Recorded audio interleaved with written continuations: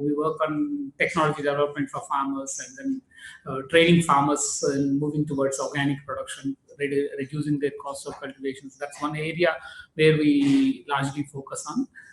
Second area, we work on diversifying livelihoods in terms of how people can get better access to incomes, because today that's a major crisis which we see in the rural areas. Third area we work on is organizing farmers into farmer-producer organizations where farmers can collectively access support services at markets, and then government, they can also bargain with the government. So that's a third area we work on. Fourth area we are trying to work on is to improve the governance of the agriculture policy framework. So try to work with farmers in the field level to access support services, as well as at the same time work with the government where we can improve the governance thing. And across the country, we work in 6 states: AP, Telangana, Maharashtra, Punjab, Sikkim, and Tripura. And in all these areas, roughly about 2 lakh farmers is what we work with. Directly we work with, and some more farmers in other states we do regular training and all. So briefly looking at my journey in these last 15 years, we see a lot of crisis in agriculture in rural areas, and then that has a lot of ripple effects in the entire rural economy itself. So today what we see, 60% of population living in rural areas, their incomes are so low, it's on average it's about 5,000 rupees per month. A family level income. That's where actually the income lies. And that's because of the various issues affecting it. And mainly because of the low income in the agriculture itself. And all efforts which have been put in the name of developing agriculture in the last 60-65 years went into making them dependent on more and more external inputs, which increase the cost of cultivation.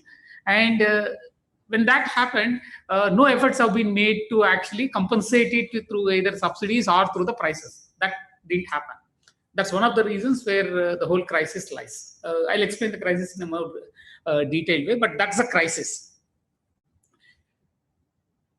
When there is a crisis, when people try to find solutions for them, since they can't afford to pay, people try to find solutions for the people who provide technologies for them. So almost all IT technologies which I see, almost on a daily basis, I get a lot of people who are working on IT coming to us to see whether we can work with them.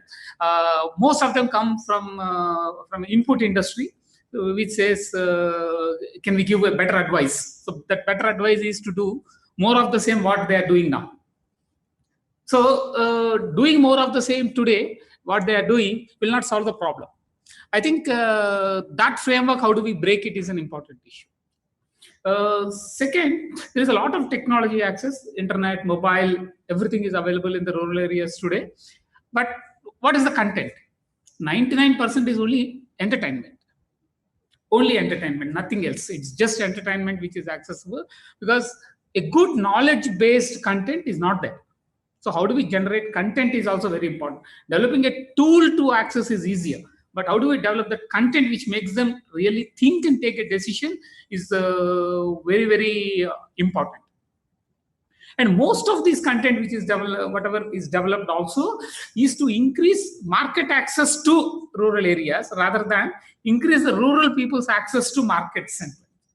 If you look at, that's another very important thing. So, markets are moving to people rather than actually people can access markets. So I think that's not there. So we are trying to look at to sell everything to rural areas, including information tool. I think that's where actually the problem lies. So key areas which are not there. I think probably we should think of how do we work on is about how do we build infrastructure, public services, and communication material so that we can improve the health, education, and livelihoods of the people. And so that we can generate resilience. Briefly, resilience, as you all understand, is about how do we build the ability of the people to get over the kind of risk and vulnerability they are in today. I think that's one thing which we need to look at. So, for example, if there is a weather extremities which we see today in Hyderabad, none of us are affected because we are all protected. So, if the temperature goes 45, nothing happens to any one of us in Hyderabad. Briefly, before getting down the car and getting into the room is where we feel that heat. Otherwise, we are all protected. But that's not the case where agriculture happens. And the kind of temperatures which are in rise, and then the kind of skewed rainfall which is happening, in that how people can take a better decision about their crops or practices needs a lot of data analytics, and then needs a lot of inputs into that. Unfortunately, not much has been done on that line, because the content itself is based on a knowledge base, and that knowledge base today, the source of that knowledge base which is coming in is from the same institutions which have created the whole ruckus in the last 60 years. So today, when we are trying to look for using IT or any other technologies to reach out to the people, again, the same impermeable layer which has been created in the last 60 years of knowledge hegemony and those institutions are the ones which we are trying out. So look at the startups, the whole startups. Where are all these startups are hosted? You look at all these ICR institutions which couldn't do anything in the last 60 years, and we're expecting that in the IT they'll do, which they couldn't do in the field. You're expecting that they can do in this IT, or they can do in the business. So when we are talking about marketing, business also. So how do we break this and move forward is, I think that's a key thing which we need to look at. Say, the way internet developed, it actually broke the knowledge hegemony. It broke the institutional hegemonies. So how do we actually think of in Indian context that can be broken? It's the most critical part in India. We continue to do the same thing which we did all these last 60 years. So I think that's a first point I want to bring to you. I'll share a lot of examples as well, but that's the most critical thing which we need to look at. Otherwise, what happens is we continue to do the same thing and then do the same more damage which we have done all these years, and then technology will add to that and to create more damage rather than actually solving the problem. So problems, if you look at in the field level, you have problems related to people, because the literacy rate, access to technology, the knowledge and skill is very poor, and agriculture related problems, infrastructure related problems, economic problems, socio-cultural, leadership related, administrative, not getting into all those details, but few things. One is the way the people think. A lot has to change, because the education system, since the education system has not changed much, we all think in a very traditional way. The changes which have come in the world about, say, for example, look at the environmental concerns. The environmental concerns have come in, but we don't incorporate that into our way of working. We don't do that. We continue to do as if the resources are available unlimited. I can give you a small example. Look at Telangana, for example. Telangana. The average rainfall of Telangana is about 500 millimeters. Average rainfall is about 500 millimeters. And what crops can be grown at 500 millimeters of rain is what should be the major decision which Telangana government should take. But today, the largest cropped area in Telangana, if you take it, is cotton and paddy. And both take almost more than 1,000 millimeters of water, which means you are using almost double the water which you receive in that year. So you'll be using previous year's water, or probably previous year's water. So you're actually mining more of groundwater, or you actually have to depend on external water which comes in through canals, all those things. And that also is limited in the entire world. If you see, there's a limited water. All the water what you have, you get only through rains. So what you get through tube wells is yesterday's rain or day before yesterday's rain. What you get in the canal is rain which is received in other areas. Otherwise, there's no new water which can be created. So today, if you actually take the analysis and look at the water which you are using in Hyderabad, it is 200 years old rainfall. So what you are mining with from 400 feet down is about 200 years old. So what does this data give as a pointer for a government to take a decision? So if all this data is available for the government, but why governments are not taking the decision?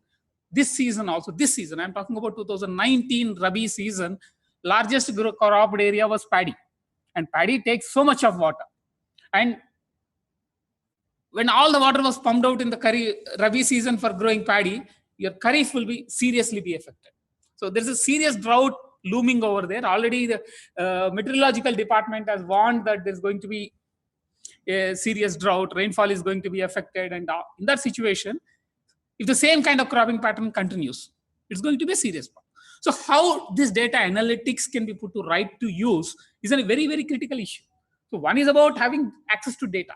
Second is about how do we make it more meaningful so that decision can be taken, and create a political will so that the decision can be taken.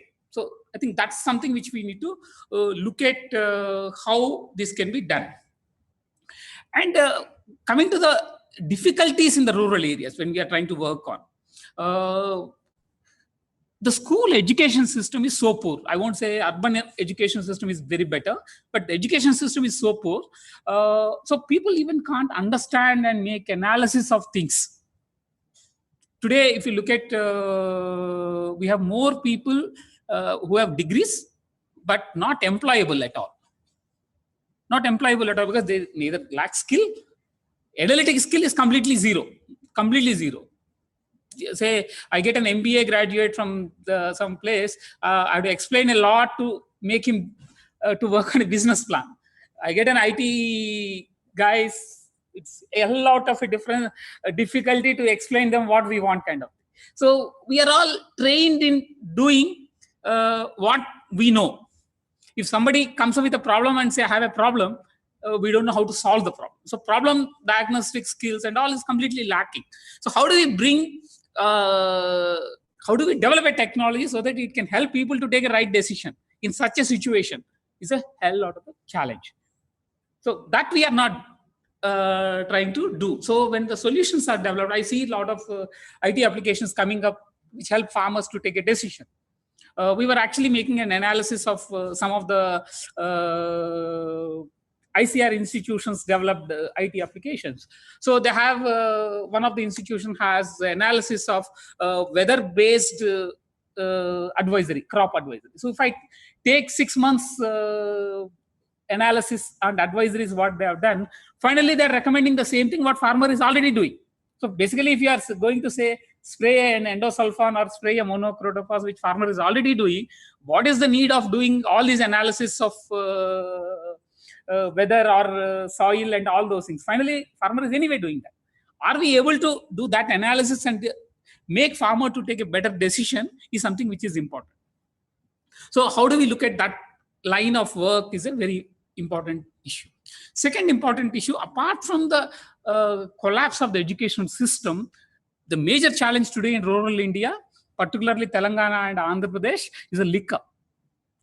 That literally make people numb. They can't even think. After 7 o'clock, you cannot even go to a village and talk to people. Seriously, that is a problem. I'm seriously saying that is a very serious problem. So how to do that? And today, what? It's about 20,000 crores is what liquor is sold in Telangana. So if that continues, I think it's nothing is going to work in rural areas. So it's an entertainment and liquor. These two are the most of the time which is going on. So there's a lot of social engineering also which needs to be done to address these issues. So that's one area which need to be looked at when we are talking about people. Personal egos. So the kind of teamwork, since nothing is there in the rural areas, a cultural engineering is very much required in terms of people to work as teams, people to work as institutions, because when we try to work as farmer producer organizations working with the farmers, it becomes extremely difficult to two people to sit and then discuss about their issues. So people are becoming more and more loners kind of thing. I'm trying to put the context set so that when we talk about issues, how do we deal with that? When it comes to the agriculture, again, like I said, what we are promoting as technology is completely an outdated one. So it may be a new pesticide, but using pesticide to manage insects is an outdated idea, outdated concept. And a lot of biosafety issues linked with that. which are unknown, not experimented upon, are still thrusted on the people. I think that's a serious problem.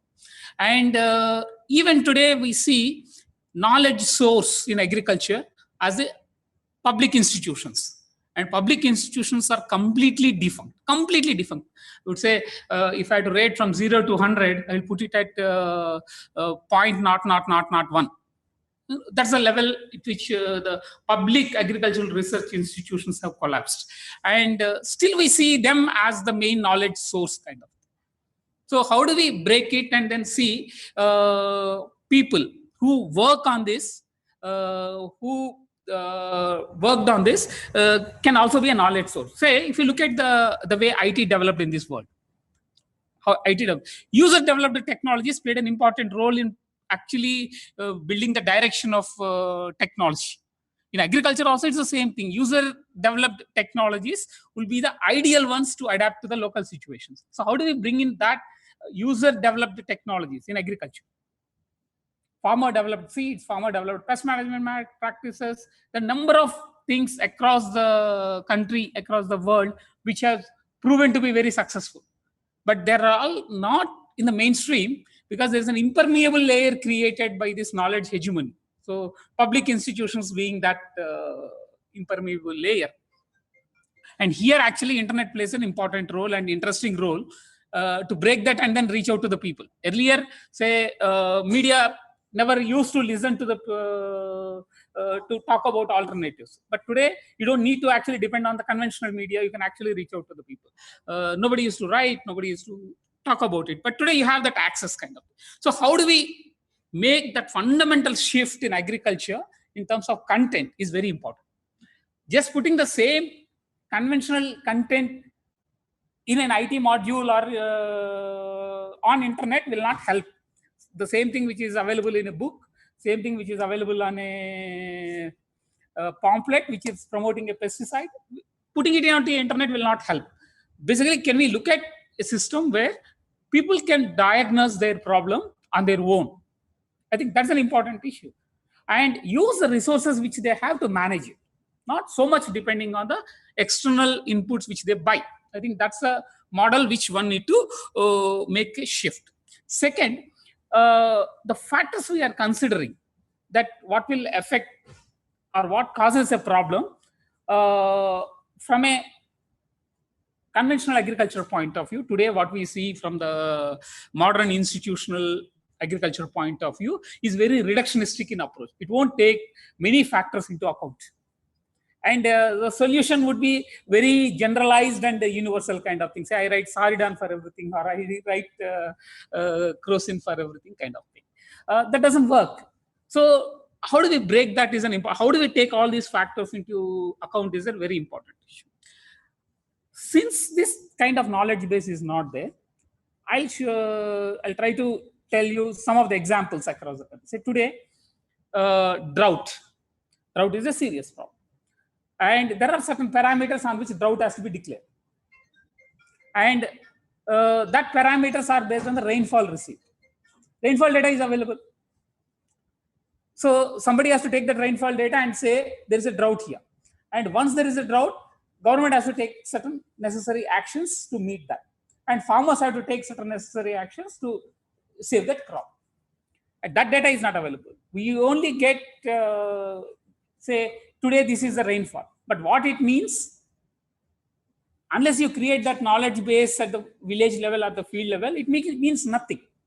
Second, what happened in the last, say, 15 days, 20 days, and then accumulate the data. And based on that, if people know that there is a drought, so they are eligible to actually get the support from the government and the drought, or they're eligible to get access to insurance, things won't work. So today, if you look at last Kharif season, there was a serious drought in Telangana, and government has not declared drought. And this is a problem we have seen every election year. So election year, somehow governments won't declare anything. They want to say everything is rosy, rosy, so they don't want to say any of these things. So it's not a, and all those farmers who actually faced with the drought, they couldn't get access to the insurance or to the compensation which government is supposed to pay. Crops failed. So that's a kind of situation. And as a community, we try to actually access the data and then try to make analysis. Openly, the data is not available. The rainfall in the last, say, 1 year, the data is not available. So you cannot actually access what is the rainfall in the last 1 year, and then which are the, I'm talking about general data will be available, but my area. So which are in my mandal, whether there is a rainfall shortage, and then whether I'll be eligible to get a compensation under that, not available. So like this, there are a number of data sets which actually need to be analyzed. Say credit, for example. How do you access credit? Today, it is based on your land ownership. So if you are not owning land, you won't get access to credit. That's the first step. And 40% of the people in Telangana, near about 60% of people in Andhra Pradesh are not landowners. They're tenant farmers. But government decided, I'll give only to landowners. So the landowner may be in Hyderabad, landowner may be in America. So they will get access to the credit. And government goes on saying, we can't solve the problem. And today, when technology is available, and when you can actually identify which plot, which crop is grown, can't you identify which farmer is cultivating that? And that has grown in proportions. Say, this year there is a loan waiver. So last 5 years, there was a loan waiver. Loan is accessed only by the landowner. So obviously, loan waiver also went to them. And in Telangana, if you look at near about 25% of the crop loans goes to Hyderabad city. Across the country, 5 cities gets near about 48% of the crop loans. That's the kind of situation. And where is that analysis done? So how can we do that analysis so that we can actually improvise the governance? Is an important challenge. And now some of the state governments, including Telangana, Andhra Pradesh, Odisha, West Bengal, they started this direct income support, Raitu Bandhu or the PM Kisan kind of thing. And again, they said, we'll give only to the landowners. And do you know that around 12,000 crores which has been given in the last year, 12,000 crores which has given in the last year, near about 20% went to people who are not living in India. 20%. They're landowners, they got it. Near about 40% to the people who are never lived in the villages. Some city dwelling urbanite is what we got it. Unless we target the support, all the money which is invested by the government will never get helped. How do we use tools to generate that is an important issue. And if government is not doing that, can we build a civil society tool which can actually put out that information? Like in a village, say in my village, only 20 farmers got access to credit.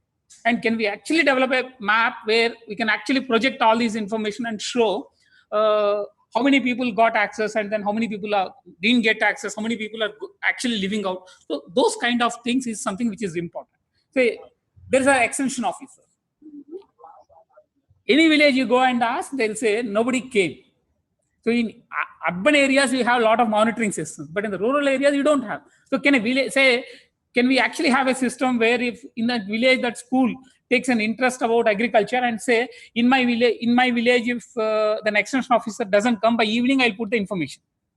And if say 1,000 schools in Telangana puts out the information saying in these 1,000 villages, 700 villages, extension officer has not come in the last 15 years, it will be a powerful information which can be used. In rural areas, we have people, children, farmer producer organizations, young youth, all of them can be used. But how do we actually develop tools for doing this is something which is very, very critical. So briefly about agriculture, there's a lot of misconception when it comes to agriculture. People feel today agriculture is in crisis because farmers are uneducated and technology is not actually reaching the people. They don't know how to do it. That's how the whole crisis is. That's not true. That's not true. Today the crisis is because various issues happened across the supply chain in the last, say, 60 years because of the collapse of the public institutions. It's basically collapse of the public institutions. I'm talking about when I'm talking about public institutions, including law, legal issues as well. So, for example, land, labor, input, subsidy, capital, which are the main productive resources, they moved away from the hands of the farmers. Say land, like I was saying, tenancy is increasing. There is a law in the state which says tenancy has to be registered. Any tenant farmer has to get a agreement. Not a single tenancy in this state is registered since 1954. 1954 to 2019, not a single tenancy is registered. You have a law, never functional. And all your support systems to farmers is based on that. So either you have to change the law or you have to change the system where the tenant farmers get an access. So nobody even worried about that to solve the problem. Similarly, if you look at labor, it's an interesting proposition.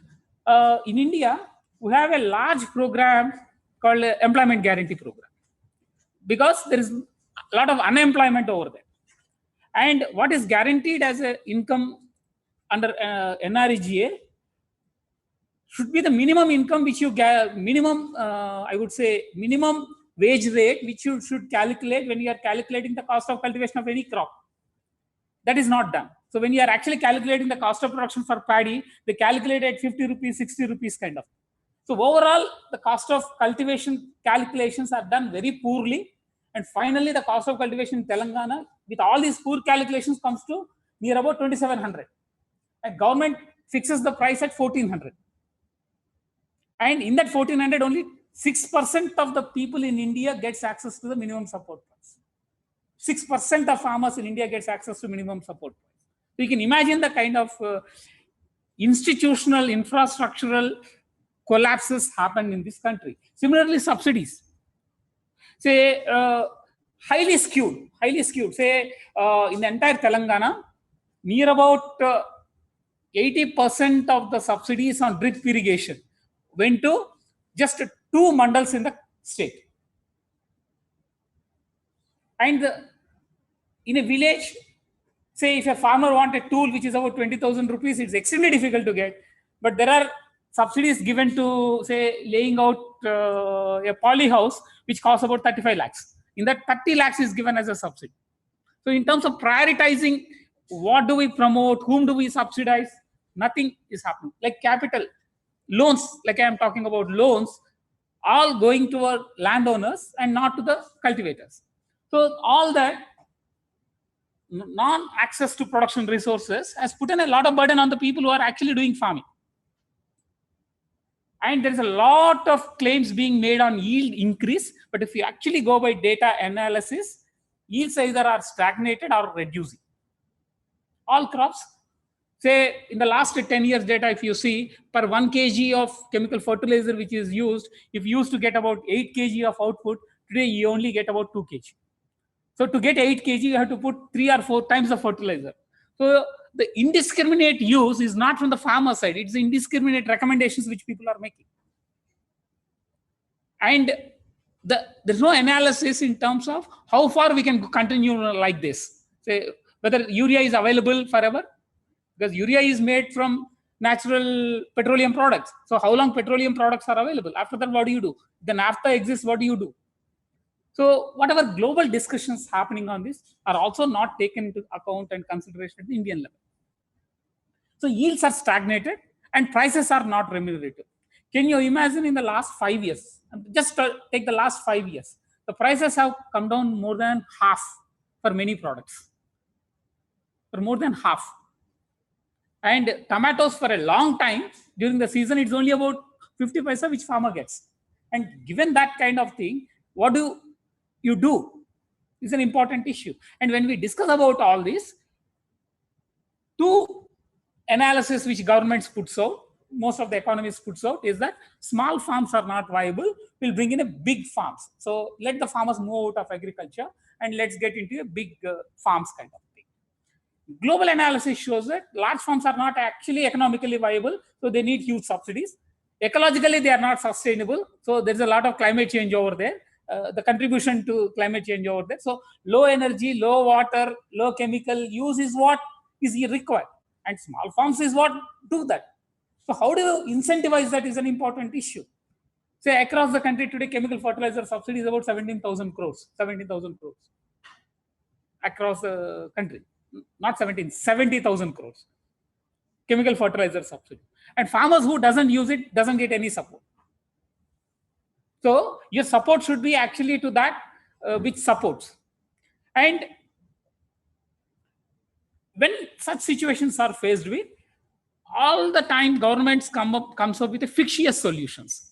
So for example, Telangana, we always are told there's a big dam which is going to be built and then you all get water. Dam can be built, but how do you get water into that? Because you cannot increase your rainfall, right? It's only about 500 millimeters which you get. How do you do that? And Telangana, geographically, you are in a situation where you need to actually pump out water. It is not the, say, Kaleshwaram. In the last 5 years, what is the escalation of cost which has happened? And what would be the cost of giving water to the people? Has anybody calculated that? It comes to about 25 to 30,000 rupees per acre, even to give 300 millimeters of water. And obviously, it is not going to be viable because government cannot subsidize that. If government subsidizes, entire state budget has to be put into that subsidy.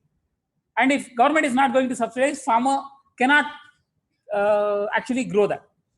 And if you look at actually the way the reports are written in that, the whole Kaleshwaram project reports, they said we'll bring in new technology where people will grow, say, broccolis, Shimla mirchi, and then the yields and incomes will be increased so much that they can pay this 23,000 rupees. That's a kind of thing. So how do we bring all these into the public domain so that the debate can be more informed and informed choices can be taken is an important issue. So the risky solutions which are bringing in are causing more risks actually. So if you look at the ecological risk, there's a groundwater depletion. Today, our groundwater levels have gone down to a level where it can never be recovered. What do we do with that? And water, you cannot actually create. You can only use what is available. And similarly, if you look at pesticide poisoning, it is increasing. All your food is contaminated. And then soils have become saline. 30% of the soils are unfit for cultivation because of the kind of salinity developed because of the chemical fertilizer used. And similarly, pest increases, drought, floods. So all that risks are also increasing. So in all these areas, better decisions can be taken. More informed decisions can be taken if the information and knowledge data can be used in a better way.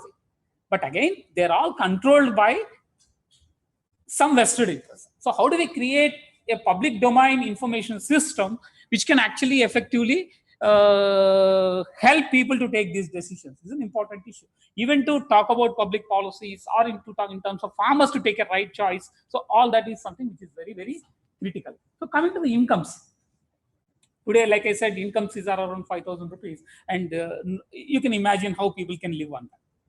And government talked about at the center that the income will be doubled in 7 years, so doubling the farmer's income, which means 5,000 rupees to 10,000 rupees in 7 years. And you know what 10,000 rupees means even per month.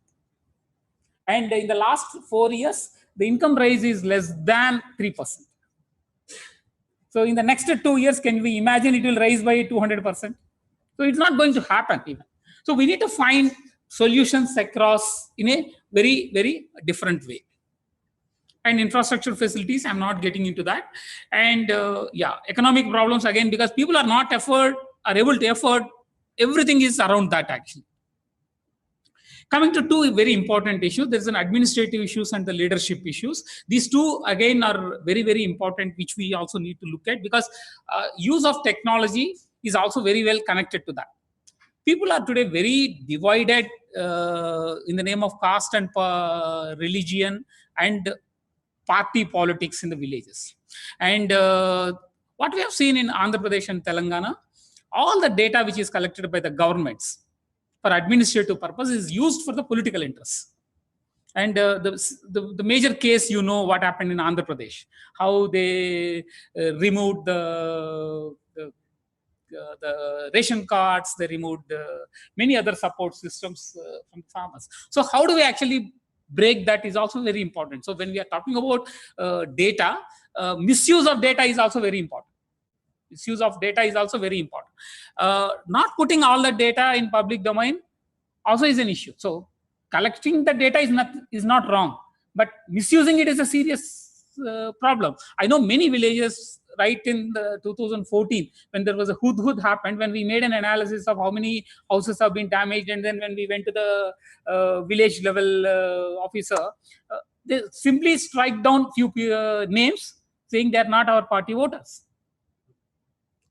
There's a serious problem which is happening, and now we have seen that that's an institutionalized structure for that. That mobile application which they were using to use that data was there, and that's the kind of thing which is happening. So how do we deal with that is very, very critical when we talk about all these things. So a couple of things which we tried out in dealing with all this. One is we call it as a Kisan Mitra. Kisan Mitra is a helpline, and it's also not just a helpline, but it's a tool to improve the governance. So what we do is at the field level, we work with the farmers, collect all the problems, and then help them to access all the support services.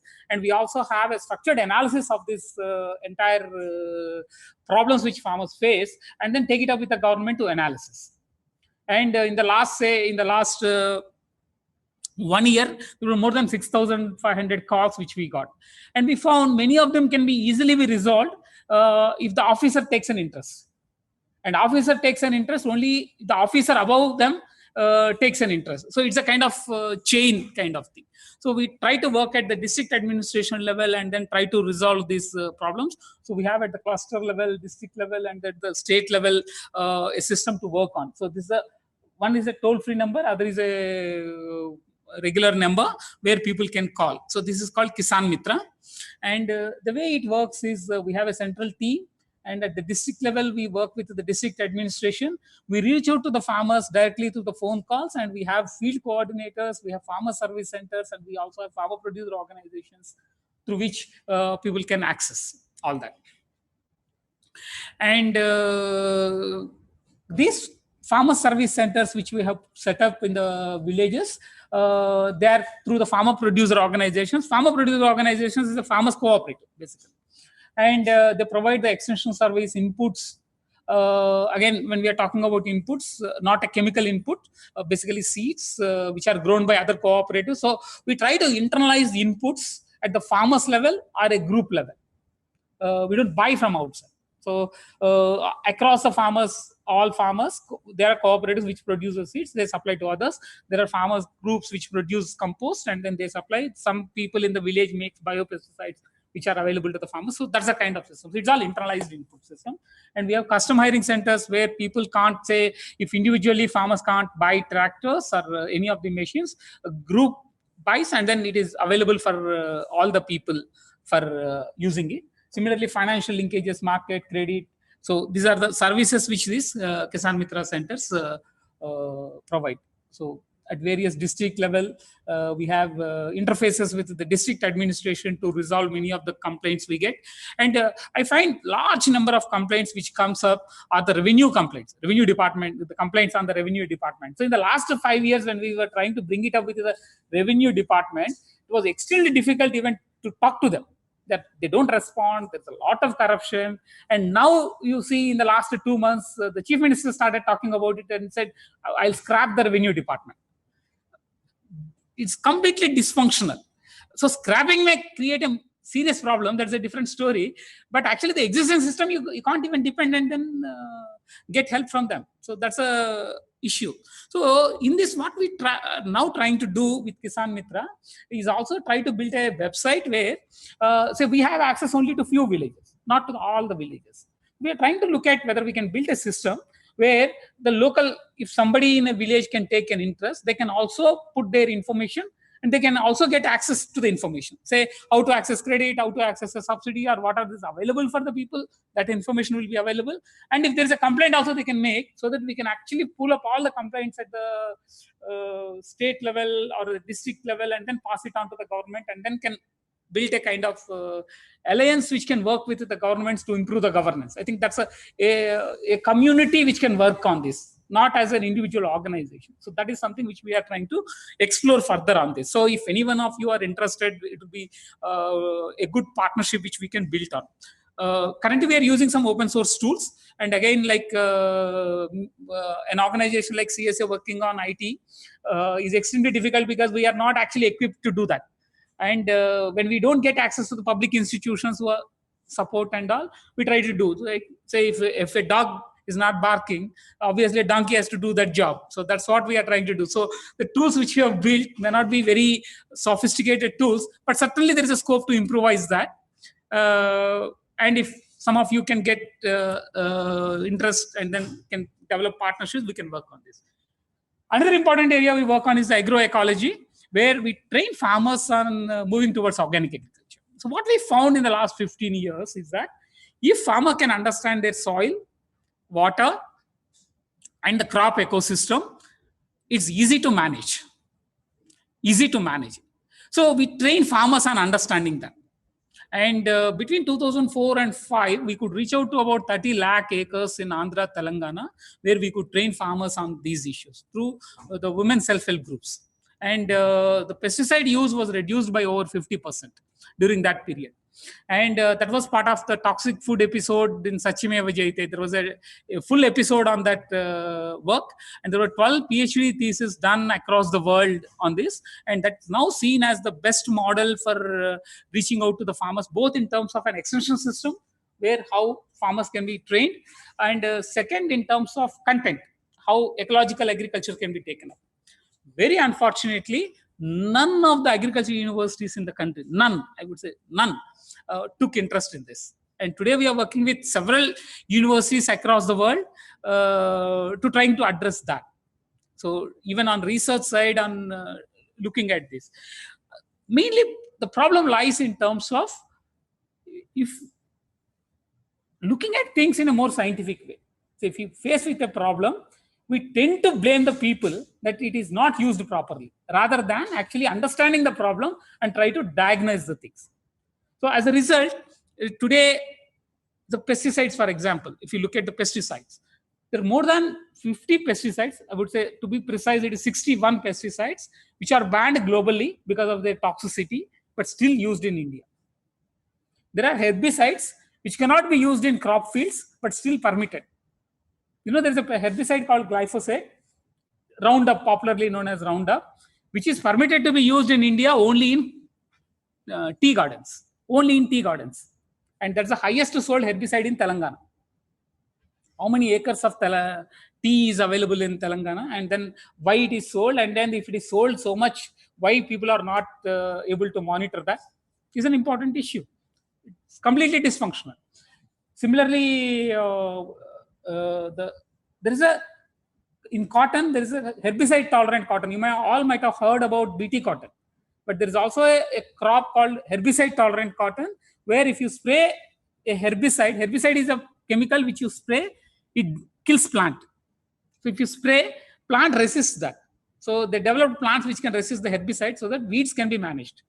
And that's illegally being grown for last 10 years. Illegally grown last 10 years, and government's analysis shows that it is in 20% of the cropped area. So if farmers are all told your weeds will be managed, so use this. But the problem with the herbicide and then its implications are never told. So all these we take into account and then develop content for farmer field schools where farmers are trained. So over a period of 45 weeks, every week, one day, 45 weeks is what the farmer field school is run. And today in 6 states, we are working with the governments in training farmers in moving towards organic production. And you might have heard Sikkim has become fully organic. And Andhra Pradesh is going to be fully organic by 2024.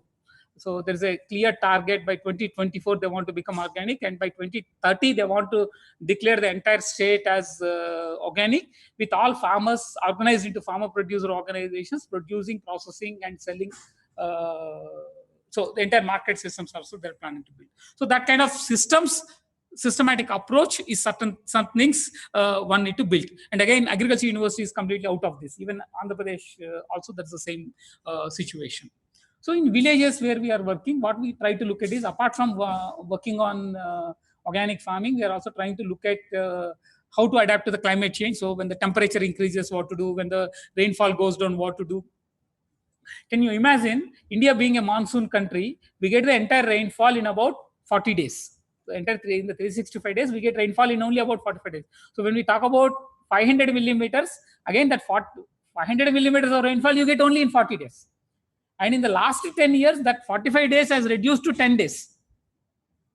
Today, it's about 10 days. And the number of places where you get rainfall is only about 3 or 4 days. Kind of. In Anantapur, Karnool kind of situation. So I'll take another 10-15 minutes. 10 minutes? Because IT part I didn't come to actually. 10 minutes then, okay.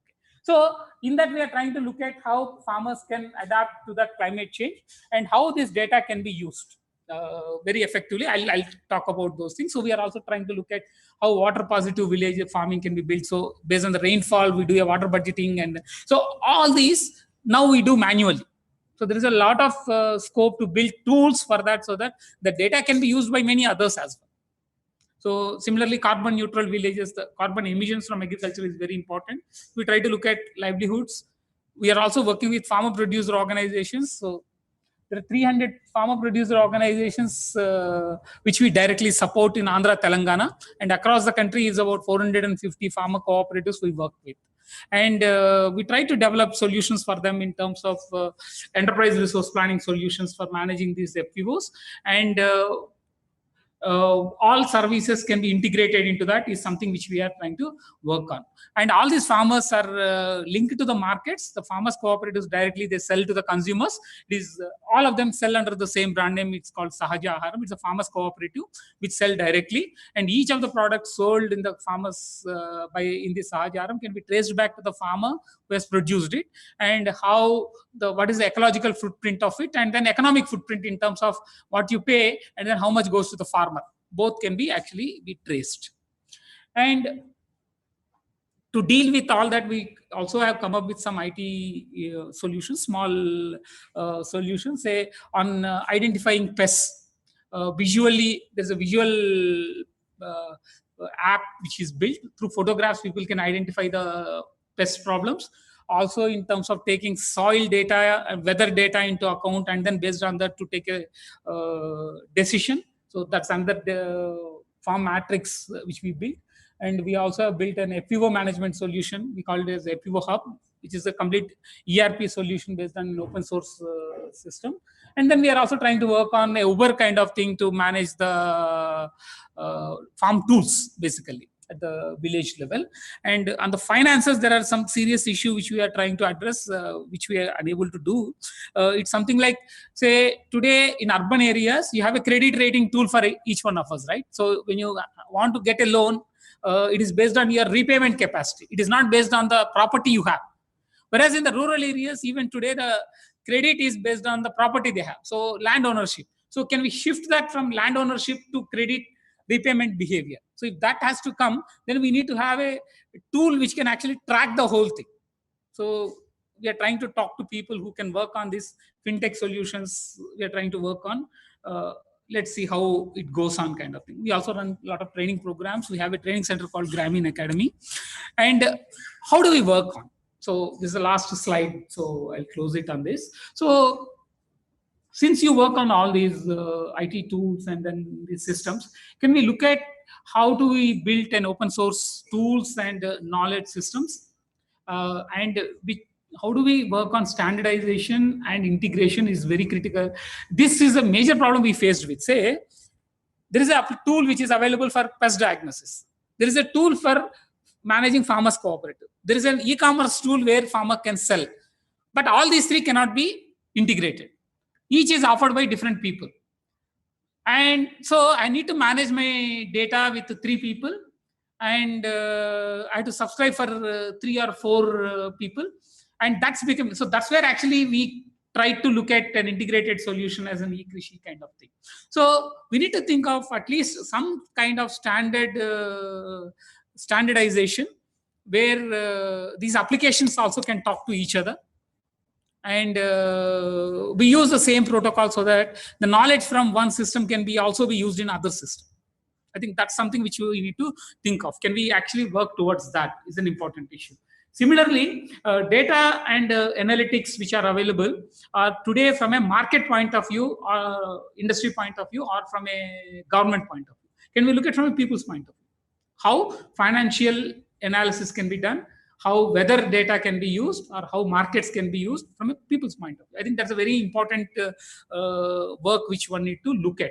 And how do we make the tools in such a simple way that people can take a decision? Say, a farmer producer organization sitting in Siddipet, can it decide what crop they can grow based on the market's trends?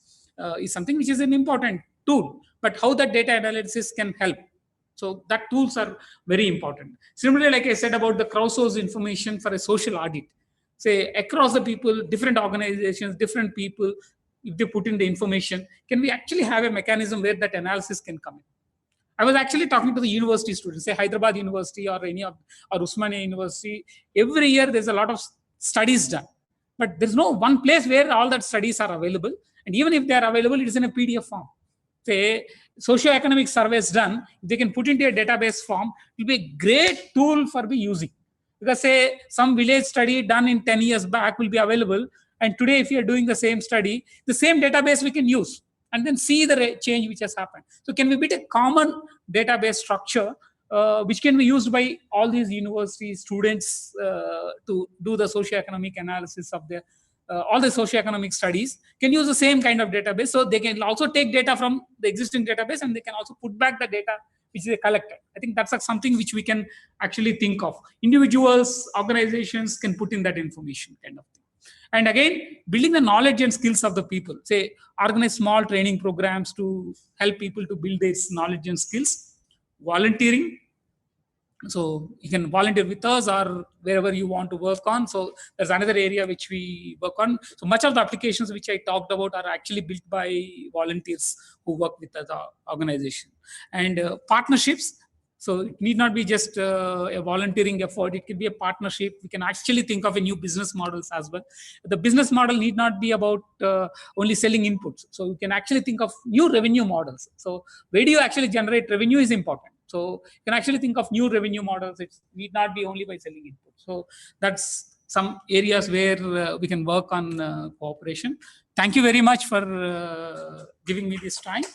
These are our websites where you can get more information about our work. CSA India, Krishi TV is an online portal which we run with the, which has a lot of videos. eKrishi is one. It is still under finalization. It's in the process. Some of the tools are ready. So Pestoscope and others are ready, but not all other things. And Sahajaram is on the Organic Farmers Producers Cooperative. MITI is a film which we made again like this when we were talking like this in another event where some people who make films came together, and it's a feature film which we built. It's a Hindi feature film, a 2 hours feature film which is available on YouTube. You can see it's in Hindi, and Telugu we are bringing out soon. It talks about the entire crisis in agriculture and how few villages could come out of the crisis, and it's available and you can see. Thank you very much.